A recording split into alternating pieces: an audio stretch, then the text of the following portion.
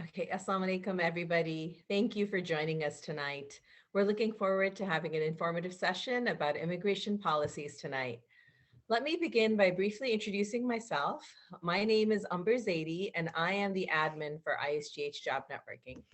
We're a nonprofit committee under the ISGH umbrella.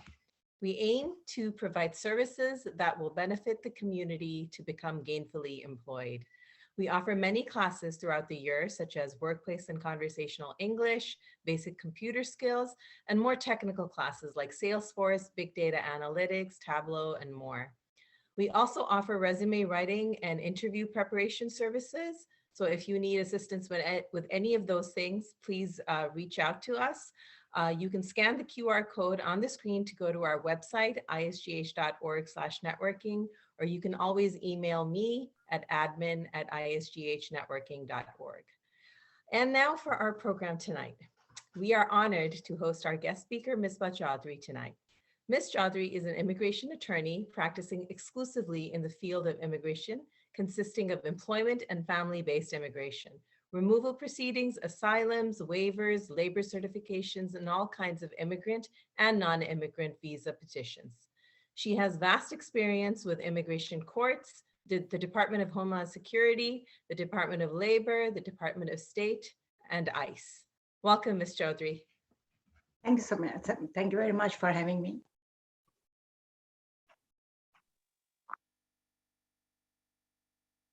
Do you want to go ahead and share your screen, Ms. Chaudhry? Yes. Great. Can you see me? We can see you, yes. Okay. And you can hear me also, right? Yes. Okay.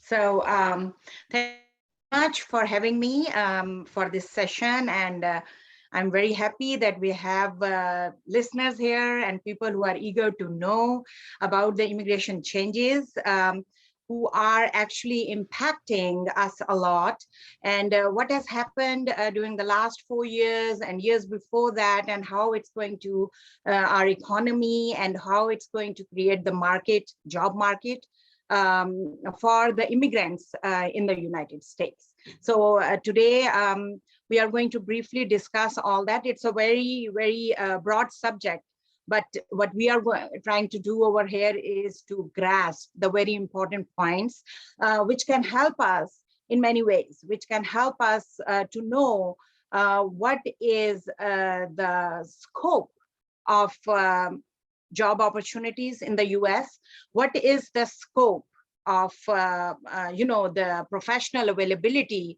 in the United States for the students, especially international students, what kind of immigration status they can attain through job opportunity or through the work employment based opportunities. So briefly, I will try to give an intro on that, and then we can, as we go, we will see what kind of, if we have question and answers and any concerns that can be responded in this session. To start with, it's a very common sentence that we use, that America is the land of immigrants. America is the land of opportunity, and America is the home for immigrants like us. So it's though a very short sentence, but it has so much grip in it because people from all around the world come to US, make US their home, and get on with their dreams and get on with their professions and their education and their job opportunities and their skills and the opportunity to call USA as their home. How leads to this opportunity, or how it leads to this achievement for many of the people. During the last 4 years, or we can say that in the previous political session, we have seen that immigration has hurt a lot, especially international immigration was targeted a lot. I will say, these are my words. And in this way, which has created so much vacancy in the job market, that now the government is suffering. Now the people are suffering because number one, because of the pandemic. pandemic has created a large scale kind of vacuum in the job market. People don't want to work. The number of the people who have like close to 900,000 casualties because of this pandemic. And it's not just the old people, it's the people from the workforce, which has caused a big vacuum in the work industry. Secondly, a very important thing is that every day you learn that you hear the news, you learn the new information that people are not willing to work. The people in this country, they are saying, okay, that is the impact because of the pandemic or because of the situations which has been created in this country, that there is so much vacancy available where the job positions are created and which can be filled up easily by the people who are in US or from the people all around the world who can come to US and can avail these opportunities over here. The thing to grip on is that how come if we are immigrants, as immigrants, if we come to the US, how we can avail these opportunities. If we are students in the form of skilled workers, in the form of professionals, or if we are currently students, international students, how come we can move forward and we can look into a profession, or we can look into that towards the completion of your degree, that you have the opportunity available that through a job position or through your work availability, you will be able to even maintain your immigration status. Either you are an immigrant or you become a green card holder, that is, you get to an immigration status or become a US citizen. So you have to maintain your non-immigrant status until you become the green card holder or until you become a US citizen. So how come you can do that? There can be ways where somebody is sponsoring you, or you are a student and you are looking towards the completion of your studies, and upon completion, you are looking forward to find a job through which an employment-based sponsorship can lead to a status for you, which can give you the opportunity to, boost your life in US and can have a stable life here. If you have any concerns, or I carry on, give some more my intro into that. Amber? No, please go ahead. We'll have the Q&A at the end, inshallah. Okay. Okay, so initially I'm going to talk about how one, take an example of a student who is coming from, say, Bangladesh, or who is coming from South Asia, from Europe, somewhere, and they're coming to the US and they get admission into the university or community college and they carry on with their studies. Now, first thing is that when they have a completion program in their hand, they are international students, they have to maintain certain credit hours, they have to maintain their scores, their credit scores, they have to maintain everything to achieve that degree. Once they come to that degree level, now what they can do, whether these students have any opportunity, they can look for a job in the job market, or how they can have an door open in the job market for them based on their graduation program or based on the degree completion what they have completed. So that program is OPT. When we say upon the completion of the graduation or the completion of their associate degree program, they are given an opportunity for 1 year time period to avail the OPT program and look for a job in their market. In their concerned, say, whatever their major is, they can find a job in the market.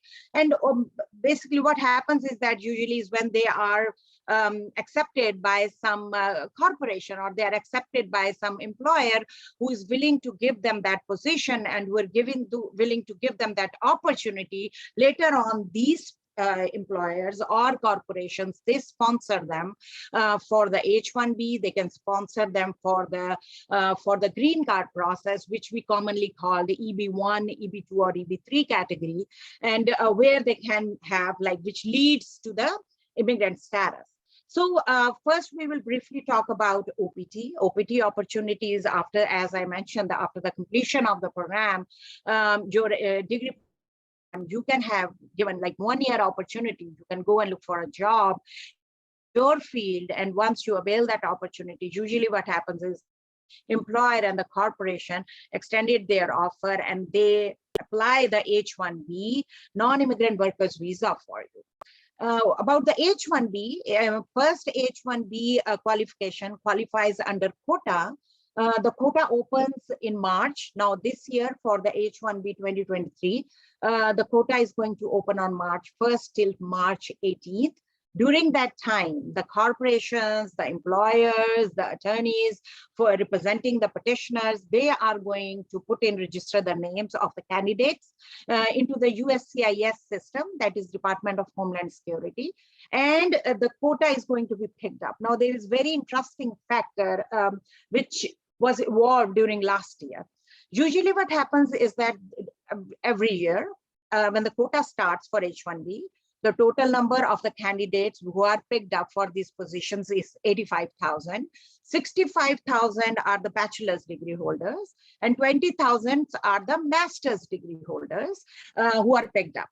Last year, what happened is that the quota happened, or the lottery happened 3 times during 1 year.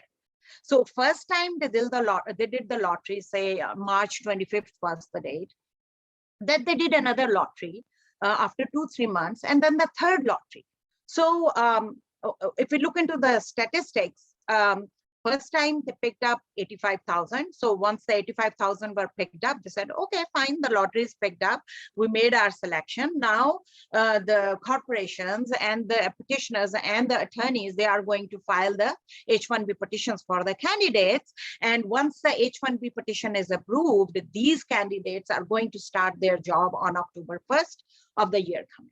So this happened. Then what is the purpose of the second quota pick and the third quota pick by the DHS department? Though there is no explanation by the DHS department that why they have done that, but how we attorneys and our ILA organization, which is the Immigration Attorneys Organization, how we picked it is that there is need of these employees in the United States. Because of the shortage of these employees for these particular job positions in the US, they have to do the quota second time and third time to pick up these candidates. So pick up more and more H-1B candidates or the workers for these particular job positions to run the economy of the country. So that can give a clear picture that how important these students are, how important these H-1B candidates are, how important these employees are for these corporations to run the US economy in the scenario. Unfortunately, during the last 4 years, the US government policy was not that favorable for immigration. There were Muslim ban during that time period. They tried to decrease the quota of H-1B number. There were like several lawsuits which were created to kind of create hurdles and to make it more complicated for the H-1B pick for the employers. Thirdly, what happened is that they tried to increase the prevailing wages for the employees pick for the international employees, that is for the H-1B candidates. So it becomes more and more complicated and hard for the petitioner to pick up the international candidates and international employees for those particular job positions. All of this during this year, when the government has changed, when the policies have changed, you can see a big change there very clearly, very obvious, very clearly. Even they have changed their their message on the Department of Homeland Security main page, where they again claim us to be welcoming, to a welcoming immigrants nation as the United States of America. So this is a big change. More market is being created for the employees, for the international employees. More investment opportunities for the international investors, for the foreign investors has been created. Number 3, there is a very big thing, very impact, which is in the making right now, which is infrastructure bill, which this government is introducing and which will become the law. And the most attractive thing is the boost which it will give to the economy and the need of the workers to work in the US force and to create economy and to get this circle moving, which will create so many jobs.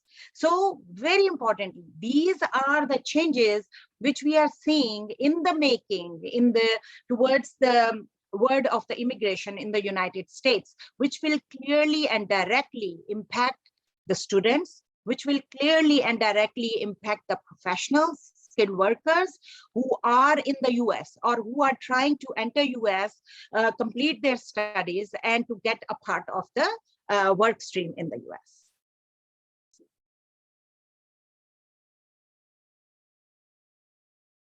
Do you want to take a break and have a Q&A? We have a couple of questions coming in through chat. No, I'm fine. Sure, we can move forward with that. Okay.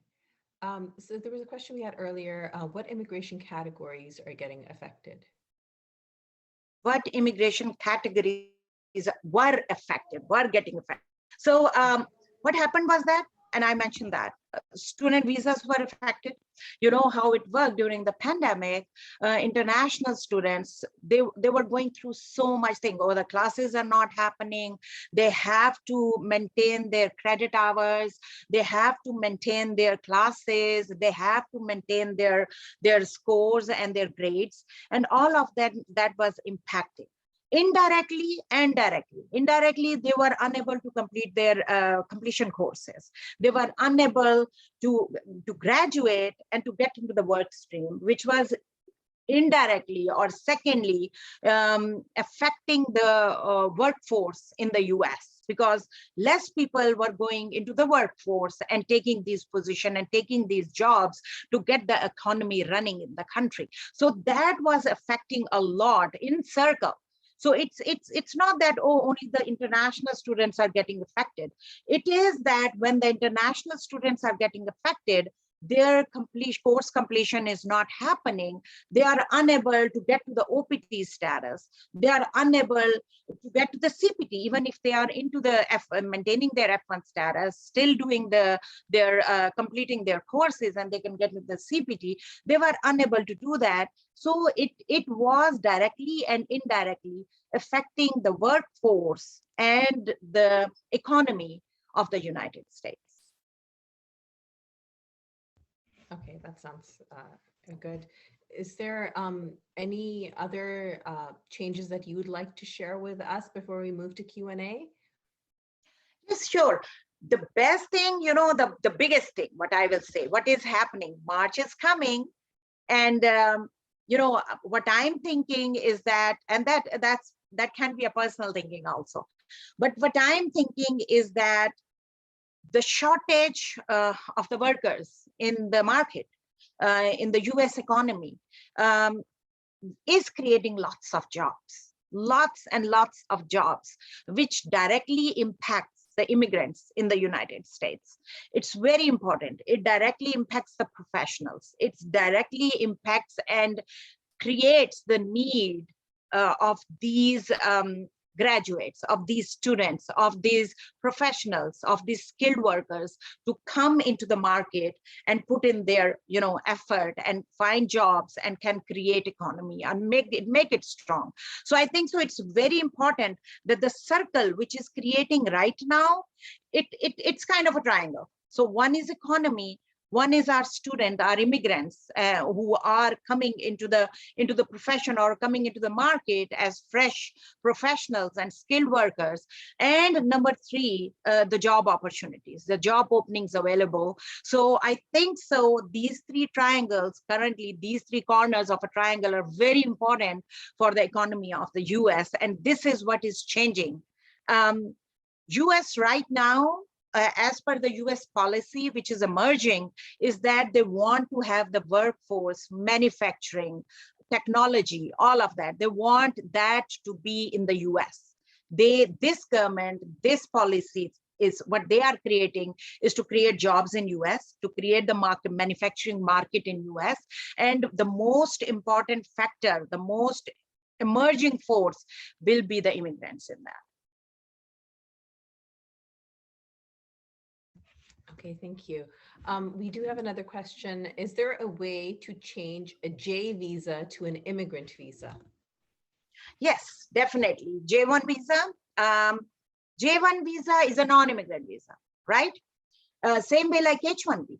H1B is a non-immigrant visa, and then it's a worker's visa. You can work, but it's a non-immigrant visa. Now, they at certain times and with the certain qualification, yes, you can change the J1 visa to the immigrant status. Similarly, as you can change the H1B non-immigrant worker visa to an immigrant status. So when we talk about the immigrant status, we are saying in the most common language, we say green card. So yes, it is possible. There are two ways in the US to get the green card. Through sponsorship, it is through sponsorship. One is the family sponsorship, and the other is the the work sponsorship, that is employment sponsorship. So when we talk about the J1, when we talk about the H1Bs, or when we talk about the L1 category, F1, these are the non-immigrant visas where we can do certain, their requirements are different, and we are allowed to do certain things under this visa category. But when you talk about the immigrant visa, when you talk about the green card status, that opens so many windows to you. So yes, the J1 as well as H1B can be changed to the immigrant status, which is the green card. Okay, great. And is the EB2 category affected by the change in immigration policy? I want to say you did touch on that a little earlier, but if you could. Not in detail, revisit yes, that. yes. So when we talk about EB1, when we talk about EB2, when we talk about EB3, these are different categories of employment-based green card process, right? On some, you need sponsors who are the employment. And on certain category, like in EB1, certain category qualifies you that you don't need a sponsor and you can self-petition yourself. Though it is with certain requirements, same way is the EB2 and same way is the EB3. So when we talk about in particular about the EB2, is that the EB2 category as such is not that much affected by the policy, by the immigration policy. And that's very fortunate of us that it has not been that affected like the H1B or that affected like the F1 status and other ways, but it's like it's very little impact previously what happened on that, but now it is more or less the same thing, same process is going on. Though we are in the backlog when we talk about the immigration process, we are in the backlog because of the pandemic, but they are trying to catch up on it, and very luckily, and it's very fortunate of us that the EB2 has not been impacted that much in a negative. Okay, great. Is there any specific quota of H1B for Pakistanis, and what is the eligibility criteria? Okay, when we talk about the H1B, there is no particular country quota. So the quota is there. It's like I said, 65,000 for the bachelor's category for the bachelor's degree holders and 20,000 for the master's degree holder. Now these masters are US masters, okay? But there is no country quota. So it is equally divided to all the countries, candidates, and it totally depends on the lottery. So when they do the lottery, whoever gets picked up in the system, in the lottery, and then they are selected, because now they have made, like for the last 2 years or 3 years, 2 years, they have changed the process for the H1B filing. So now initially in March, we enter the name of the candidates, register them with the immigration.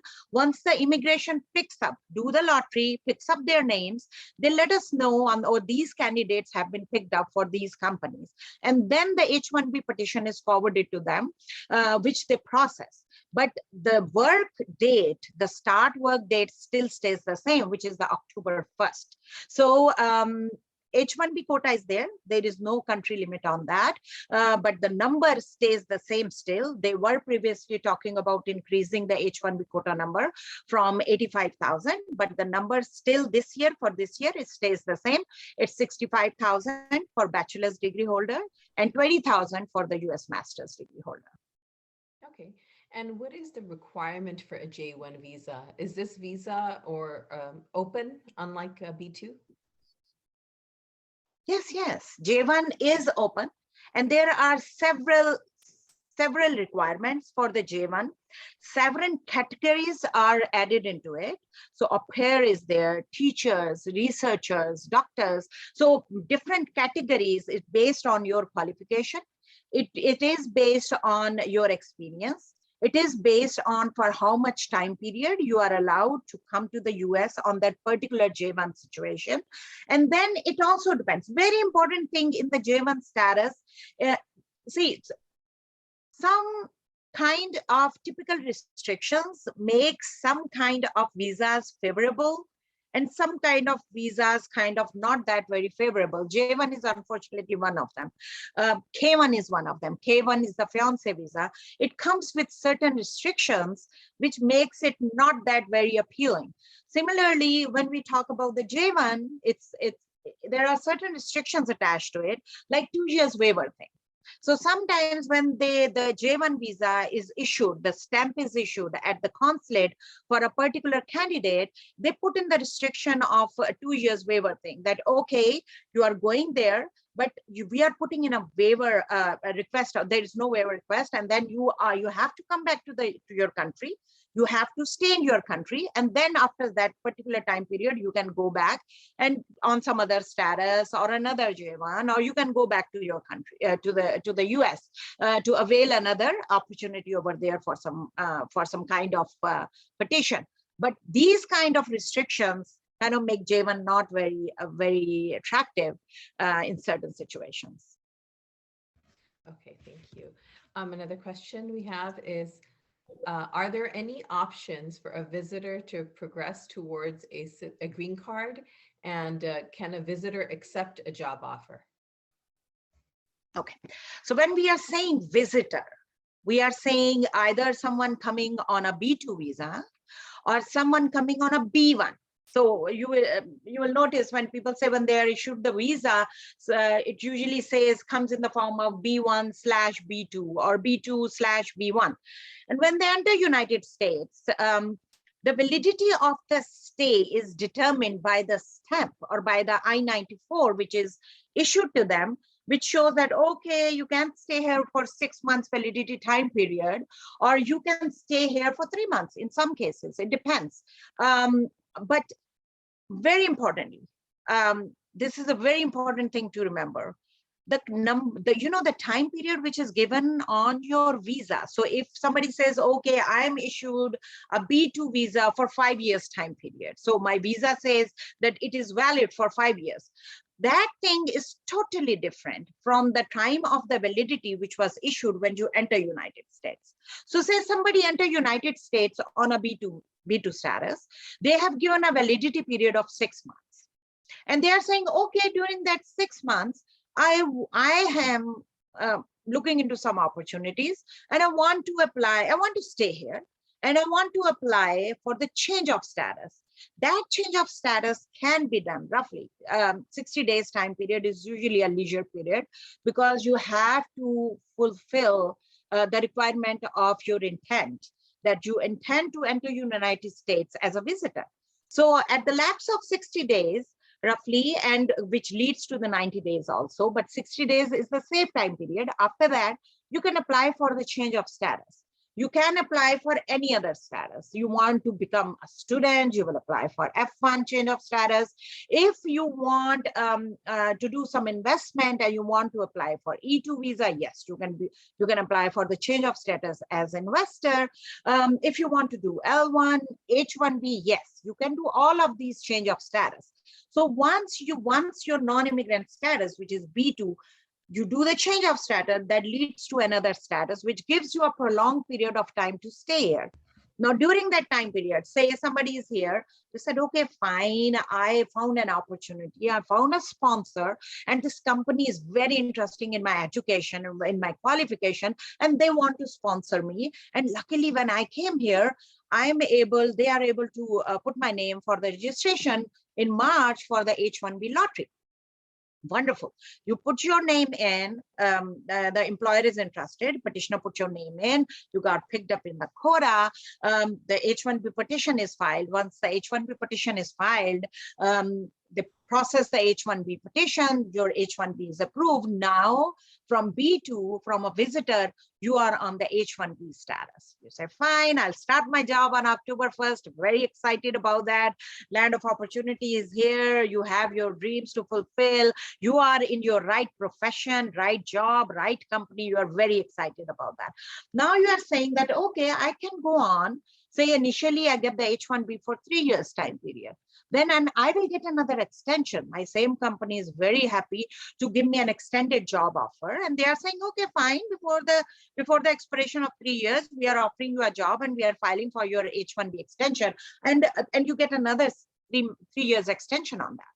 Now, at the completion of the 6 years, if any sponsor, that is either the same company or another sponsor company, does not or has not filed or started the employment-based green card process for you, then at the completion of the 6 years, you have to exit United States, go back, stay out of the country for 1 year, and then again, under fresh quota, you can apply for the H-1B or some other status to enter United States. So in this situation, so when you are thinking that, okay, my employer is willing to sponsor me, you are talking about the transitional period where you are in the process of changing your non-immigrant H-1B status to the green card status. So yes, to answer the question, your non-immigrant status, which started as a B2, as a visitor to US, leads to the change of status to a work visa, and that later on, it further leads to, through a sponsorship, it further leads to the green card. So a kind of a follow-up to that is that if you do have an H1, F1, or J1, then can a US citizen sibling file for their green card with the I-130 or the I-485? Okay, yes, they can. See, to stay in the United States, the first thing is that you have to maintain your status. One status or another, you have to maintain it. And we are talking about the non-immigrant status right now. So either you enter US on a B1, B2, you enter as an F1, as an international student after the stamping, or any other status from a consulate. You enter, you have to maintain that non-immigrant status at all times until you get to the immigrant status. Definitely, that is a must, that you have to maintain your status. Your question is that, okay, if somebody is already here, can some sibling petition them for I-130, right? Yes, they can definitely. If your employer is petitioning you, the petition is I-140. If your family member is petitioning you, the petition is I-130. Definitely they can petition you, no problem. But the thing is that how much processing time is involved until your priority date for that certain category becomes current. So when we are talking about the sibling, as the question is that if, oh, my sibling, I have a sister who is a US citizen, and I am here on a non-immigrant visa, and my sister wants to petition me. So how much time this petition is going to take so that I have to maintain my non-immigrant status during all this time, so I'm not out of status, and while staying in the US, I'll be able to file for the adjustment of status once my priority date becomes current. So when we are, yes, you can do that, but when we are talking about particularly the sibling category, roughly the processing time for the priority date is like 11 to 12 years. So it's a very long time period. Say if the category changes, so it's a sponsor, it's a family-based sponsor, either it's your parents, US citizen siblings, US citizen spouse, US citizen child who is 21 years or older. So all of them, yes, they can petition you, But as per each category, the timeline, the processing timeline changes for them. But keep this in mind, very importantly, during all this time, when this petition is pending, you have to maintain your non-immigrant status to stay within the United States. Okay. A question we have from a viewer is, can you please shed more light on specifics of the EB2 visa requirements and the success rates for this category? See, EB2 category is, it's a work visa, right? So it's a work sponsorship employment-based green card thing. It depends on your qualification. The category which says is that, okay, who qualifies under EB2 category? So when we talk about the EB2 and EB3 category, the basic difference, so there are certain ways to categorize it. So when we talk about the EB2, we are talking about a master's degree holder. We are talking about a bachelor's degree holder plus 5 years of extended excelled experience in their field. These people qualify under the EB2 category. And also, there are certain categories where we involve the people with certain skills and certain extraordinary abilities involved, which qualifies them under EB1 and EB2 certain categories. So basic requirement when we talk about the EB2 category is if you are a master's degree holder in your profession, and then secondly, if there is a bachelor's degree holder plus 5 years of experience, and that is extended experience in the relevant field. Okay, thank you. We have a question that asks, since due to pandemic, many people lost The jobs. Many people lost jobs and they want to get into the workforce due to the high unemployment rate. How has this created more job opportunities? Shouldn't it be the opposite? Okay, the job opportunities, you are very right, very smart question. But the thing is that how many people are leaving the jobs also, right? So the thing is how we fill up that vacuum, right? So how many local people, when you go out, if, okay, for example, you decide, okay, I want to go out with my friend and, dine out tonight, right? To go to a restaurant, the first thing which you will notice, and I personally noticed it. So when you go to a restaurant, the first thing you will notice over there is that the employees, there's so many, few employees over there who are serving. And I'm just talking about this particular industry right now, because that shows, that reflects that how is that pandemic has created jobs, right? So when you go to these restaurants, when you go to these places, you will see, oh my God, everybody is out trying to have some good time, trying to eat good food, have some fun. But what you are experiencing over there is the lack of the servers, is the lack of the employees over there. And then everybody is getting crazy. People are getting angry. It's really very hard for the employer or that job, that particular place to maintain that place because of the lack of the employees. I am just giving you one small example, because it's very common example.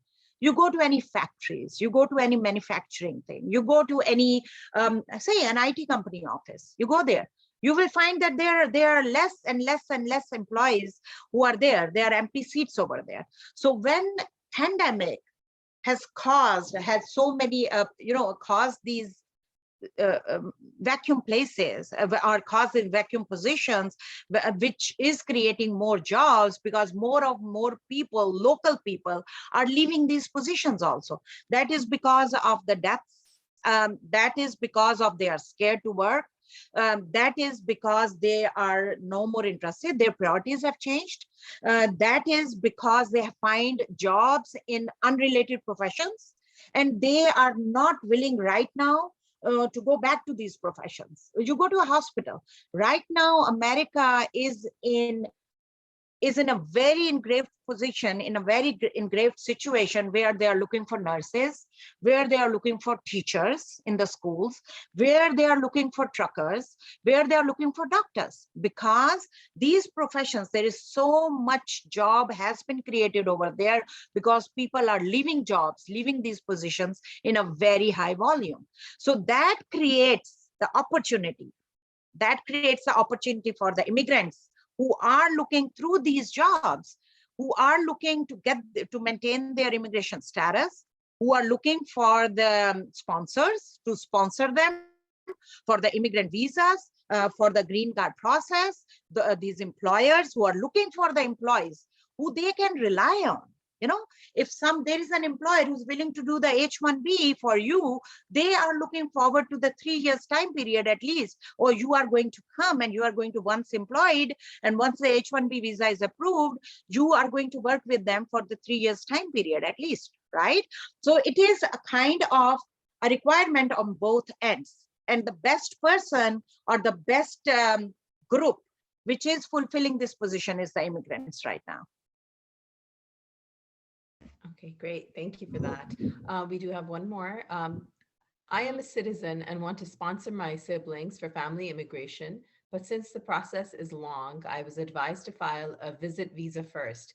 However, the B2 visas are not open from India. What is the best way to help them bring here and then file for family immigration? So when you're saying, okay, let me ask, what kind of family immigration? So like we have discussed earlier, that it is categorized in different, and the timeline is so different for different categories. So when you are saying that you want to sponsor them and you want to file for the family members, who are these family members? You are US citizen, whether you want to file them for the siblings, whether you want to file them for the parents, whether you want to file for the family members, means the spouse, the children, all of that. So it depends what category you are trying to file them under, right? Because the timeline is different, the processing timeline.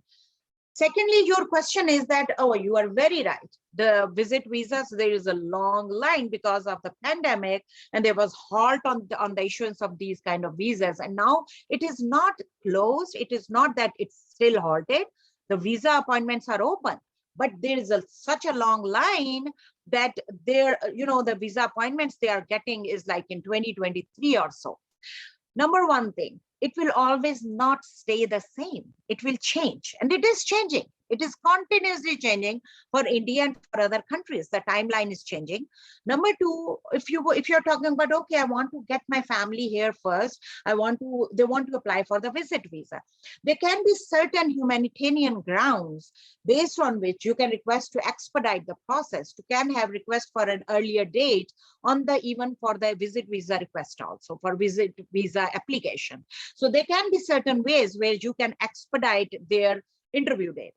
Thirdly, a very important thing, which I totally forgot to mention, but I will mention, Sister Amber, about the waiver policy, which has come up for this year. But when we talk to answer this question, so it can be expedited on the humanitarian grounds. They can apply for the visit visa. Visit visas are open. They are giving appointments, but the waiting line is very long. So the humanitarian grounds or certain health grounds or conditions can be a possibility. You can make grounds to apply for expedite interview processing for them. And once they get here, you can first need to see, they cannot be extended on a visit visa for a long period of time. You can file for B2 extension before the expiration of 6 months of stay. You can have one or more, no problem. But it cannot be again and again and again after 6 months, you're applying for extension of the B2 status. While you apply for when you apply for the sponsor, when you apply them for the green card, in the meanwhile, they have to maintain their status as a non-immigrant while during their stay here. So it can be B2 extension and it can be the change of status for them.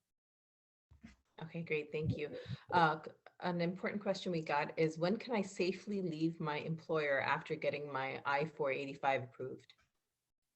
Your I-485 is approved, or your I-140 is approved? The question says I-485.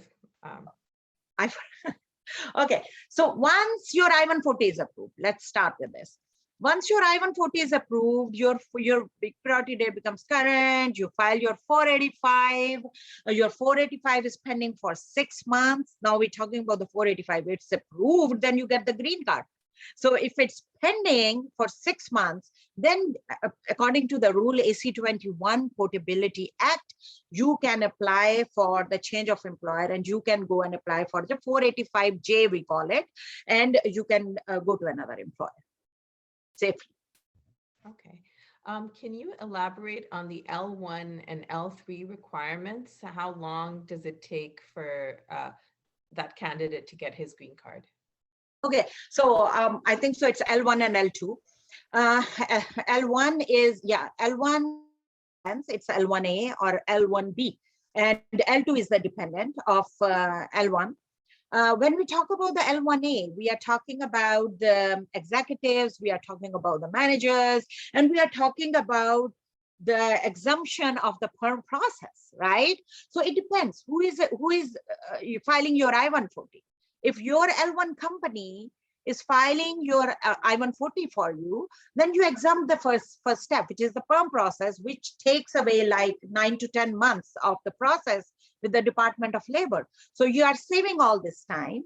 Now your company is straight away goes to the I-140, file the I-140, you can file the 485 along with it, and you can either you wait for the I-140 to approve and then file the 485, or you can file I-140 and concurrently move forward if they allow you and file the 485 along with it. Roughly the processing time for right now, they're saying 18 months, but don't go by it, because what we see every day during our work process in our law firm is that it seems like that immigration is currently not following the processing time, but what is still on there, they have not apparently changed it, but they are trying to speed up everything. So when it goes to your biometric, which it goes to the filing, it goes to the receipts, it goes to the biometrics.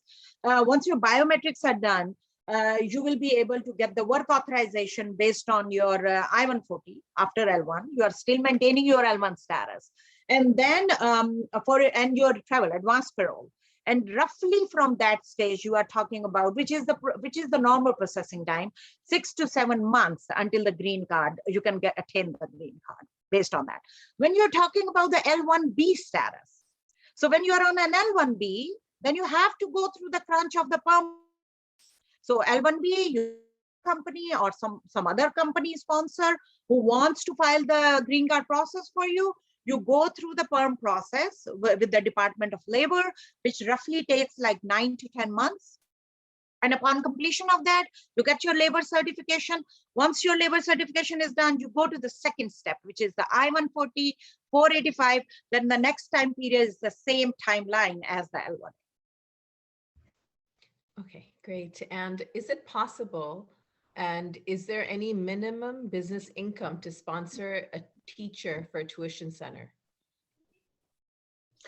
So if it's an employer, right? So you are saying, okay, I have a tuition center, I'm the employer, and I want a teacher. There is shortage of teachers. So the basic requirement for the employer to sponsor anyone, to any employee, is the ability to pay the pro-offered wages. So employers should have that much income that they can show that after my expenses, my net business income is that much, or my assets. I have that much assets which I can liquefy if I need to, or I have that much net income that I can easily pay the pro-offered wages as per the prevailing wage. So if a teacher's salary as per the Department of Labor comes to say 40,000 per year, okay? Now the business should have the ability to pay that particular prevailing wages. If they have the ability, yes, you can sponsor a teacher, no problem. Wonderful. A couple of more questions, Ms. Chaudhry, and then we'll wrap it up over here. If two spouses landed together, but only one of them met the continuous residency requirement for citizenship, can the other spouse apply through the spouse who got her citizenship, so he gets a shorter continuous residency requirement? Okay, how I understand this question is that two spouses enter United States on resident status, right? On the green card. Looks like it, yeah. And That's only one of them met the continuous residency requirement for the citizenship. Right. Okay. You cannot piggyback your other spouse in this situation, because both of them have their own green card. They have their own requirements and their own criteria to fulfill to become eligible to file for the citizenship. So both of the spouses, when they enter United States, one spouse fulfill the requirement of 4 years and 9 months of the maintaining the residence in the United States, and that leads to their eligibility to apply for the citizenship application, right? So that spouse can do that. But then the other spouse who has the same status, but she has been coming in and going out of the United States and is not maintaining her residency requirement to qualify for the citizenship. Then she's on her own. She has to fulfill her own requirement, and then she'll be able to apply for the citizenship based on that eligibility to apply for the citizenship application. And how many times can a green card holder get travel documents? He has already gotten them 3 times. Wow, 3 times, it's a lot, because usually it's 2 times. So when one person is on a green card, and it's called a re-entry permit. So the permission for the re-entry permit, roughly as by the law, is 2 times, and it's extended to a period of 2 years. Okay, great. How much backlog is the EB2 category? How much backlog does it have time-wise? Do you have any idea? Backlog for which country? So now the EB2, when we talk about EB2, EB3, it's as per the country quota. So if we are talking about, say, Pakistan, Pakistan is not in a backlog. So if it's current, so the best way to follow the timeline, the best way to follow the backlog, that what's going on, is to follow the visa bulletin. Every month, by the 10th of every month, Department of Homeland Security and DOS, Department of State, they issue the visa bulletin. And the visa bulletin is a very important piece of document, because you get the idea that how these different categories of visas are being processed, how much timeline, are they current, are they not current, which year kind of this category, like EB2 for India, which year they are working on. So by year, they mean that they are working on that, say, if it's the year 2011, I'm giving an example. So that means that they are working on the applications which were filed in 2011 in this particular category. If it says C means current. So if it's a particular, this question is in particular for, say, Pakistan, EB2 category is current, EB3 category is current or 1 month behind. So that means that they are currently continuously processing on these applications without any backlog. If we are saying that even the application is already filed, the 485 is filed, and we are still sitting on it because, the immigration, or because of the pandemic, the process is slow and stuff. So again, it's the same when we talk about it, the processing time, they are giving the timeline of, say, 18 months. They are giving the timeline of, say, 15 to 18 months or something. But I don't, as per our everyday experience, I don't think so they are following that timeline. The processing is very fast right now, and they are trying to kind of, cover up all what is backlogged, and they are trying to process it really fast. So I think so it's been crunched back to, so maybe 7 to 8 months roughly. Also, they have canceled the employment-based interviews. So the people who have applied for the green card based on the employment, they are waiving the interviews in the United States. So the immigration, when the time comes, when they say, okay, we have already processed your 485 application, and now it's time to come for the interview, your 765 work authorization is processed, your advance parole, we have processed your application, come for the interview. Now they are waiving the interviews, and many of our clients throughout US, they are receiving directly the green cards. So they are also trying to save time by eliminating or waiving this interview stage. So that has also decreased much of the time in this processing time on these kind of applications. One thing I want to mention, Mr. Amber, is that H-1B interview waiver policy for this year, 2022-2023. Now, Actually on January 1st, the Department of State has announced that they have come to a conclusion that for this year, for the year 2022 till 2023, for this year, they are going to waive the H-1B candidates interview at the consulate. So what happens is that people apply for the H-1B, the petitioners, because these are the US companies and petitioners, they are filing these H-1B petitions in the United States. So once these H-1B petitions gets approved in the United States, and the candidates, they can be in US and they can be out of the US, around the world. So these candidates who are sitting outside of the United States, they have to go through this consulate process and H-1B visa stamping interview to enter United States. So this is, I'm saying that this is such a good decision, such a pleasant decision from the government to make it easier for the people to come to the US, to enter US on the H-1B work visas this year, because they have waived the interview policy for these H-1B candidates, for P3 candidates and certain other 2-3 candidate. L1 is also included in that. H4 is included. They have waived these interviews for them, and they will be just issuing them upon approval of these petitions from the DHS, Department of Homeland Security in US. They are going to just issue them, stamp their passports and issue them the visas without the interviews, which is a very, very good news, because I know what kind of hurdles are created and faced by the candidates who are trying to enter United States through the consulate process. Just to go back to the example we had a little earlier about the two spouses who had applied together. Right. The wife has gotten her citizenship. Okay. So in that case now, since she is a citizen, can her husband apply through his wife to shorten the continuous citizen requirement? He's already on the green card, right? Yes, I think so. Yeah. So if he's already on the green card, that's what I explained. When you are on a green card, say there are two applicants, one is husband, one is wife. When they apply for the green card, husband gets his green card status, and the wife gets her own green card status, right?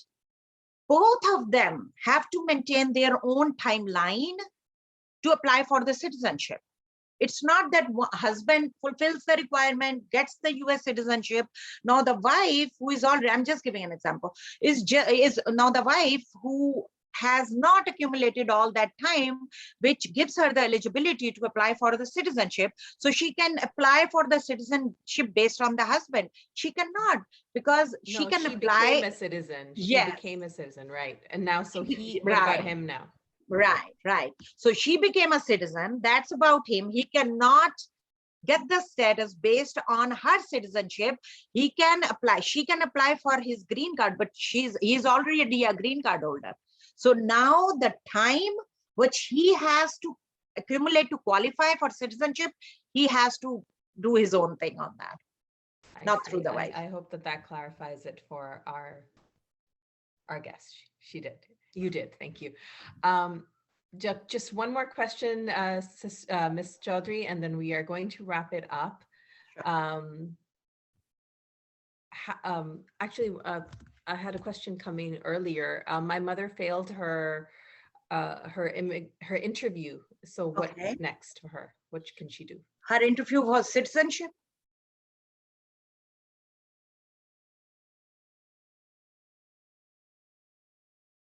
Sister Amber, I cannot hear you. Sorry. Her mic is sorry, I didn't realize I muted myself. Yes, it is. You're right. It was a citizenship interview that she failed. I was just checking my notes. And so what is the next step for her? Yes. Okay. So there can be so many reasons she failed her interview. It can be reason that she failed her interview because she cannot memorize the questions. She has language barrier, all of that. So in certain situations, see, number one, they give you a chance to reappear for the interview. They give you 2 chances, right? So still, if before there for 2 chances and she was unlucky, she couldn't clear it still, then there is a very strong possibility of filing under the medical waiver. If there are certain reasons where she qualifies, age is not a factor. but health condition can be a factor for the memory loss. So if you go before the immigration and you say that, you know what, my mother is 75 years old, and age can be a factor where the interview can be waived. No, it's not. But if she goes through such medical conditions that where she is even taking some medication, which has caused the memory loss, where she can prove through the medical document, through the doctor's statement, that because of these medical conditions, the side effect of these medical condition is that she has a memory loss, and she's unable to remember all these or memorize all this. So based on that, we call it medical waiver. So she can, based on the medical waiver grounds, she can apply for the citizenship again. She can apply anytime, as long as her time period is complete on that. Either she has like failed the test before, she can put in a new application along with the medical waiver based on if she has these medical conditions, which causes the the memory loss or dementia. And once the officer has to go through that medical waiver application, there's a particular application for that. And if she qualifies, they will just waive the test. They will call her in for the interview, but that will be simple, talking to her, making her feel comfortable. What's your name? Simple questions, and then they just give them the citizenship. Wonderful. Thank you so much. Well, Sister Miss Misbah Chaudhry, thank you so much once again for your time. This was a lot of valuable information. We really appreciate it. And we want to thank everyone who joined in tonight. We appreciate you taking your time and hope that you benefited from this information. You can reach out to Ms. Chaudhry's office if you need any more questions or any assistance.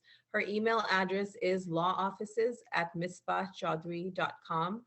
I have also put it in the chat, and inshallah, I will email it to you after our webinar ends tonight. Please do remember to follow ISGH Job Networking on social media. We are on Facebook, LinkedIn, and YouTube. And please email us and let us know what topics you'd like to hear about in the future. Thank you once again for attending. Have a great evening. Assalamu alaikum. Thank you very much. Assalamu alaikum. Jazakumullah khair. Really appreciate it.